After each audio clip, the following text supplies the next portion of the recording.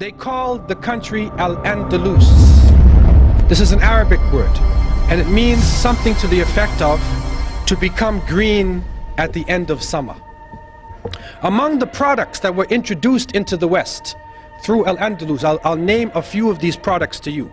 Cotton, paper, glass mirrors, street lamps, salt, colored glass, silk, satin, pepper, cinnamon, handkerchiefs, deodorant, kerosene, linen, firearms, cotton balls, paper money, postage stamps, book binding, clocks, ceramic tiles, nitric acid, soap, astrolabes, compasses for navigation, slide rules, rulers, surgical instruments, windmills, spinning wheels, rose water, maps, globes, citrus and nectar fruits, carpets, eyeglasses, curtains, test tubes, porcelain, fine furs, velvet, almanacs, and encyclopedias. So you can see right away that some of the contributions that they have made, that's a legacy in itself. Because we are benefiting from this, and I can go on with the different aspects of culture that the Muslims developed in that part of the world and other parts of the Muslim world, and they made it in such a way that it was usable for Western society, and it helped Europe to come out of the Dark Ages. Things had really fallen and Europe was not central to the world anymore.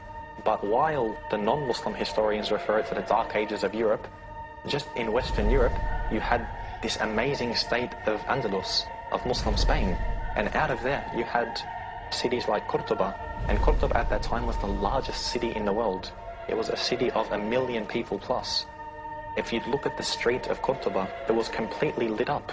There were street lights, which was unknown in Europe. They had public baths, they had libraries, they had universities. People would travel all from around the world just to study in Andalus, a true center of learning. So while you can say some of Europe was in the Dark Ages, another part of Europe, which is the Muslim area of Europe, it wasn't in a dark age at all, it was full of light. And you'll see when the Renaissance happened within Europe, and the Renaissance literally means the rebirth, it wasn't a rebirth from nothing. They had just taken everything from Andalus. If you look at Italy, all of the, the arts and so forth, they really just took it from the artisans of Muslim Spain.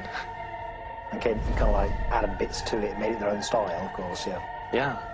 So of course this rebirth wasn't something that was, from them themselves. They just learnt everything from the Muslims. Ultimately, the Crusaders came away with no permanent conquests, but they returned with something even more valuable: knowledge. Europe, with the Crusades, turned the corner from the Dark Ages. There's medical information and surgical information that's brought back. Books are brought back, languages are brought back, everything is brought back. So the Crusades really do change Europe in a way that we have not seen before. Europe was on the verge of one of the most productive and creative periods of its entire history. Things like the great Gothic cathedrals, the universities, the law courts and legal systems, all of those were created. So following this long period of darkness, there came a tremendous explosion of really brilliant cultural achievements. The Renaissance is back in, the lights are on, and everything is going. What happened between the year 700, to 1500? What happened in that time? It was the Dark Ages. It was the Golden Age of Islam. And I want to just talk about some of the contributions that were made by Muslims. And this can get very complicated. In mathematics, some of the achievements made, they began algebra and symbols and equations. Developed Arabic numerals, sifr, 0, Arabic numeral system. They established a logarithm. They founded the general formula for solving third-degree equations. They founded trigonomic ratios, formulas, and equations. And you can continue to go on, and you'll see calculus and trigonometry and all of these areas of math have a debt to Islam. In physics, they established the science of power, or mechanics. They describe the center of gravity. They describe gravity. So when that apple hit Newton in his head, okay, he was probably reading an Arabic book, and it woke him up from his sleep, and then he turned to the page on gravity. But what comes to us, the apple hit him in his head, and they say he discovered gravity. Muslims had described gravity in details long before Isaac Newton. Also, they described mechanical properties of geometric bodies. They developed the hydrometer, aerometer, the lever, balance, scale. They measured specific gravity of different substances, invented the pendulum, the spring and wall clock. Also, you find in chemistry, they introduced atomic theory of matter. They developed processes of evaporation, sublimation, crystallization, distillation, filtration, pigmentation, melting. They introduced methods of steel making, metalwork. They developed procedures for dyeing of cloths and textiles. They established preparation methods of chemicals, sulfuric, nitric and hydrochloric acids, ammonium chloride, silver nitrate, mercuric oxide, chloride, sulfide, sodium. They developed chemical processes and methods for manufacturing of glass, soaps, perfumes, resins, oils, paints, paper, sugar, gunpowder. They introduced the uses of jars and flasks, scales and tubes, and you can go on in terms of the things they were introducing. In astronomy, they developed astrolabes and sextants, prepared star catalogs and tables of planetary motion, named over 200 stars with Arabic names. They proved the Earth as a spherical shape. They calculated the length of terrestrial degree, determined the Earth's circumference and diameter. They measured solar inclination angle. They charted the positions and orbits of stars and planets. In medicine, you find they performed gynecology, obstetrics. They wrote medical encyclopedias. They performed therapy procedures. They prepared mercury ointment. They discovered a blood circulation and described the pulmonary circulation and the function of lungs. They recognized the contagious nature of tuberculosis and the distribution of disease by water and soil. They performed surgical treatment of eyes, ears, and teeth.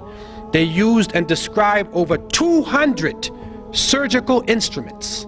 Over 200 surgical instruments. It's amazing. They describe 130 eye diseases, and they characterize 143 drugs. In pharmacology, they prepared alcohol, acids, nitrates, carbonates. They introduced the use of picrotoxin. They prepared chemical medicaments in pills and solutions. They established chemist shops for dispensing prescriptions. They introduced to Europe quite a number of medicines and herbs which betray their Arabic name. Al-Kanna, alcohol, alcohol. Alcohol is Arabic word. Al-Kali, alfalfa, camphor, cotton, hakim, jasmine, saffron, etc. In geography, they invented many geographic and surveying instruments and devices. They prepared many accurate and detailed nautical and land road maps of the world. They calculated and prepared ephemeris tables of ocean tides and seasonal winds. They described the lands and the natives of the New World in their reports. Now, someone would say, well, how do they know this? And you go on in astronomy, history, a number of subjects. How would they be so good in these subjects? I want to take two areas. In the area of geography and astronomy. So what is important about the stars and direction? What is important about the geography of the world? All of the Muslims, up until now, are concerned with direction. Because every time we pray toward Mecca. So therefore, wherever you are, you have to determine where Mecca is. So therefore, it was a natural thing for Muslims to get into the direction and always to be looking at the sun to know what time of day it is, because of the cycle of prayer. It's a natural thing. Also, pilgrimage to Mecca. Every Muslim should try to make pilgrimage to Mecca once in a lifetime. And so therefore, these complicated works in geography, like international road maps, were developed especially for Muslims to be able to travel from, say, China or India or West Africa or Northern Europe and travel to Mecca. Getting back to Spain now, we find that they were able to, for instance, take water and bring the water down from a mountain using aqueducts, using canals, and canal it all through the cities so that every house had access to running water. And they did that without destroying anything or damming anything up or blocking anything. They did it in such a way they were using gravity. This is a holistic way of approaching things. And if you go to Granada today, you will still see the waterworks are being used from the time of the Muslims. The water is flowing all over the place. And this was a great accomplishment that they made.